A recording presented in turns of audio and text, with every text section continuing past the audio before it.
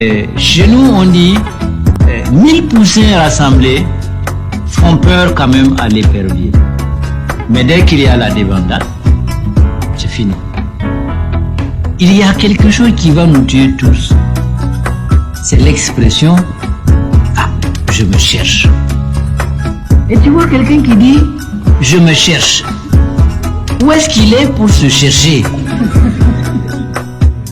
Et j'ai coutume de dire, personne n'aura un avenir dans un pays qui n'en a pas. Et je dis souvent, quand vous voyez à la télévision, tous ces Rwandais, tous ces Burundais, tous ces Congolais qui transportent leur matelas, c'est des gens qui se sont cherchés. Et qui continuent à se chercher.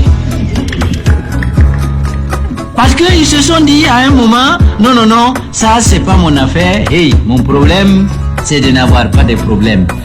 Vous n'aurez pas de problème. Vous serez chez vous.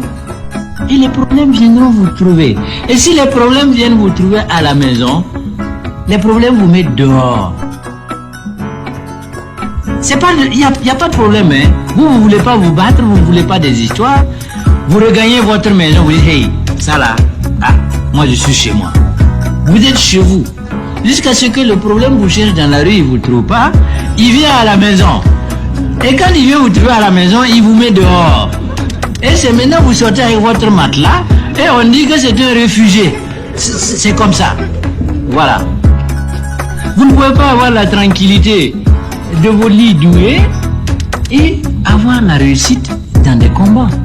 Vous ne pouvez pas flirter avec des régimes. Vous ne pouvez pas tricher avec vous-même et vouloir des résultats. Il faut savoir ce qu'on veut. Il faut choisir. Et on dit ne pas choisir, c'est toujours choisir. Parce que vous choisissez de ne pas choisir. Et ça, c'est un choix dangereux. La seule leçon, c'est la lutte. C'est la détermination. Parce que celui qui est en face de vous aussi, il vous regarde. Comme je dis, eux, ils ne veulent pas mourir. Parce qu'eux, ils sont déjà riches. Alors, ils ont peur de mourir. Et vous, vous n'avez pas peur de mourir parce que vous avez peur de vivre. Généralement, ceux qui ont peur de vivre n'ont plus peur de mourir.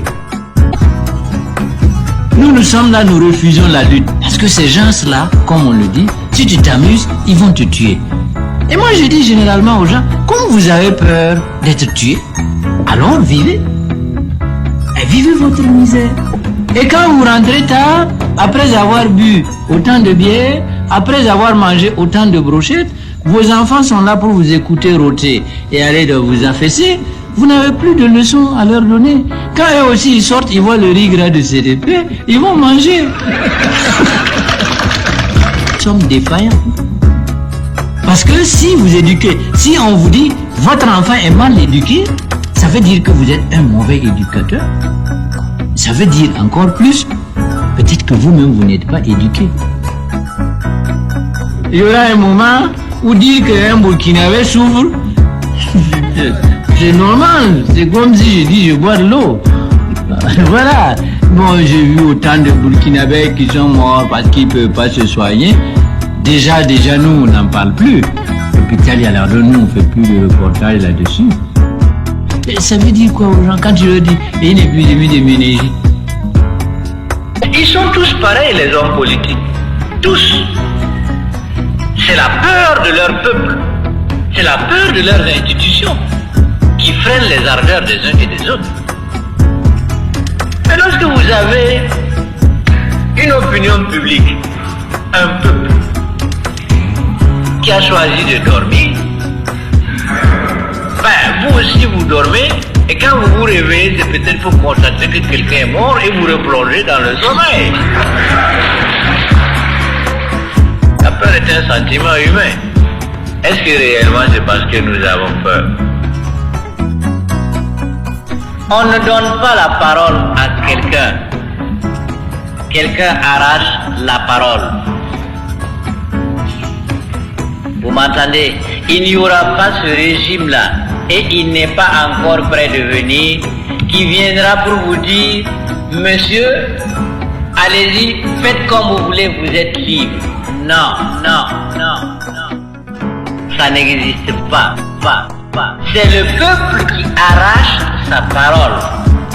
C'est le peuple qui définit les modalités de la parole. C'est le peuple qui prend les garanties de la parole. Fatigué ou pas, un jour, vous serez dehors. Si la fatigue là va partir, c'est parce qu'il y a le minimum encore à bouffer que vous êtes fatigué.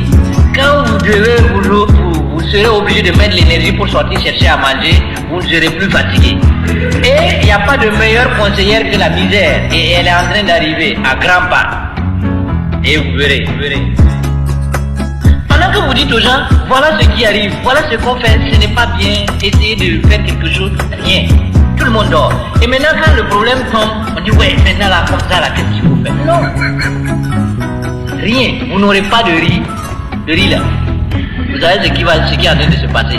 Ils ont libéralisé. C'est-à-dire que l'État là, ils plient leur bagage pour le riz là. Et ils vont revenir par derrière, ils seront les vrais commerçants, puisque ce sont eux qui traitent avec les gens là. Et comme ils connaissent tout le circuit là qui bloque, ils augmentent les prix qu'ils veulent. Vous allez repasser au 1000 bouillies ici, si vous ne passez pas par la culture de votre propre riz. C'est en train de venir, le riz ne sera plus à la portée de tout le monde. Voilà. Et c'est grâce au sommeil et aux fatigues que vous avez observé. Aussi, tôt ou tard, on va revenir là-dessus. C'est clair. Alors donc, je le dis le plus souvent, avec ou sans moi. Généralement, tous les peuples du monde ont des régimes qu'ils méritent.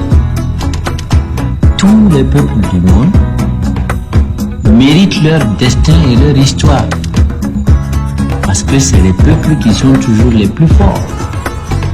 Mais si les peuples décident d'être les plus faibles, ils paient le prix de leur compromission. Ceux qui supportent pas, ceux qui sont ceci, ceux qui sont pas cela, ceux qui militent, ceux qui ne militent pas, ceux qui ont choisi de se battre, tout le monde va payer sa compromission. Un homme assume son destin. Un homme s'assume. J'ai posé un acte, j'ai le courage d'assumer mon acte. C'est moi. J'ai fait ça. Je m'explique. Quand on a le courage de dire tuez-le, il faut avoir le courage de dire c'est moi qui ai dit de le tuer. C'est moi qui ai dit de le tuer. C'est moi